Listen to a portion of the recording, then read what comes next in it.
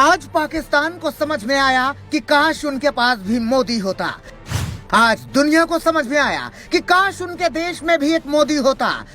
मोदी बने सेनापति, टीम में शामिल 4 बाहुबली और फिर कमाल हुआ। पाकिस्तान के पास सब कुछ है लेकिन मोदी नहीं है। यूक्रेन आज सोच रहा है कि काश उनके पास भी एक मोदी होते। दुनिया के कई देश मोदी की तलाश में हैं, लेकिन संयोग है कि मोदी भारत के पास है और मोदी का विकल्प हिंदुस्तान ही नहीं पूरी दुनिया में नहीं है। यूक्रेन में जब हालात खराब हुए तो सबकी जुबान पर एक नाम मोदी ही क्यों आया? पाकिस्तानी छात्रों के बदन पर भारत का तिरंगा क्यों लिपटा है? इस रिपोर्ट को कुछ लोग नहीं देख पाएंगे, वो अभी छोड़कर चले जाएं। जो सत्य सुन पाए वही देखें। जब यूक्रेन और रूस में बात ज्यादा बिगड़ गई तो मोदी ने एक ऑपरेशन चलाया, नाम दिया ऑपरेशन गंगा। मोदी का ऑपरेशन गंगा कैसे 72 घंटे में कामयाब हुआ, कैसे दिल्ली से लेकर यूक्रेन तक बाहुबली मंत्रियों की पूरी फौज खड़ी की गई।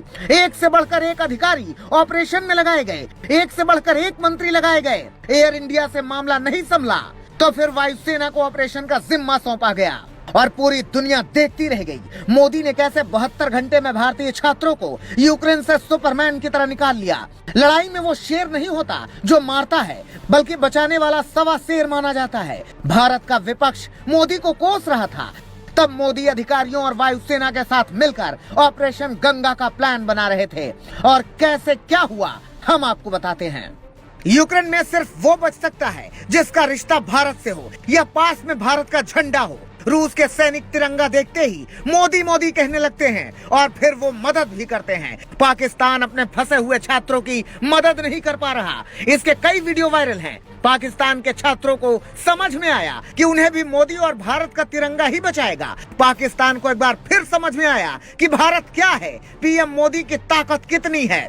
ऑपरेशन गंगा की टीम यूक्रेन की सरहद से जुड़े देशों तक पहुंची और उन छात्रों को बचाया जो वहां बुरी तरह फंसे थे। भारत का तिरंगा देख यूक्रेन की सेना हो या फिर रूस की सेना, हर कोई मदद के लिए तैयार होता है।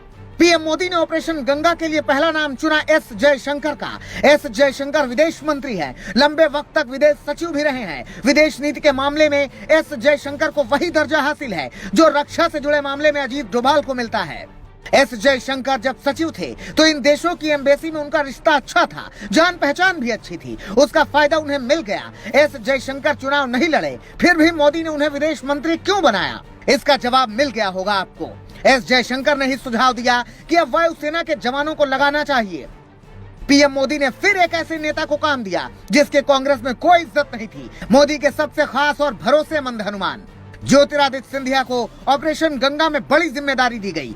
पीएम मोदी आजकल अपने बड़े मिशन में ज्योतिरादित्य सिंधिया को शामिल करते हैं। ज्योतिरादित्य सिंधिया ने रोमानिया में मोर्चा संभाला तो मंत्री हरदीप सिंह पुरी हंगरी पहुंचे। किरण रिजिजू को मोदी ने स्लोवाकिया भेजा तो जनरल वीके सिंह को पोलैंड भेजा गया। पहले ऐसे हालात पर भारत में मंत्री सिर्फ बयान देते थे। पहली बार है जब मंत्री मैदान में है। भारत के करीब 6 मंत्री कमान संभाल रहे हैं। मंत्री स्मृति ईरानी, मंत्री राजनाथ मैदान में उतरे। अधिकारी मंत्री वायुसेना, कई राजनयिक भारतीय छात्रों की मदद में लगा दिए गए हैं। पहले लीबिया में बचाया, फिर इराक में बचाया, फिर अफगानिस्तान में बचाया, अब यूक्रेन में भी। मोदी की तारीफ आपको झूठी लगती है तो कुछ और सच्चाई हम दिखाते हैं। ये खत देखिए, इसमें लिखा है न वीजा चाहिए न कुछ, मदद चाहिए तो पैसे भी मिलेंगे। कहाँ तक जाना है, कहाँ नहीं जाना है, ये तक लिखा गया है। पोलैंड सरकार ने 5 सितारा होटल में इंतजाम कर रखा है। मोदी का मैजिक ऐसा है कि पाकिस्तान, यूक्रेन, पोलैंड जैसे देश मान गए कि मोदी के सामने कोई शर्त नहीं रखी जा सकती। भारत अपने बच्चों को बचाएगा ही, लेकिन दुनिया भी इसमें मदद कर रही है। साफ साफ संकेत है, मोदी दुनिया के सबसे बड़े बाहुबली और सम्मानित नेता हैं। भारत का सौभाग्य है कि वो भारत में है। पाकिस्तान को एक मोदी चाहिए, यूक्रेन को भी एक मोदी चाहिए, लेकिन मोदी तो सिर्फ हिंदुस्तान के हैं। मोदी का दिल तो हिंदुस्तानी है जी। न्यूज़ 24 पब्लिक लाइव चैनल को सब्सक्राइब, लाइक और शेयर करें।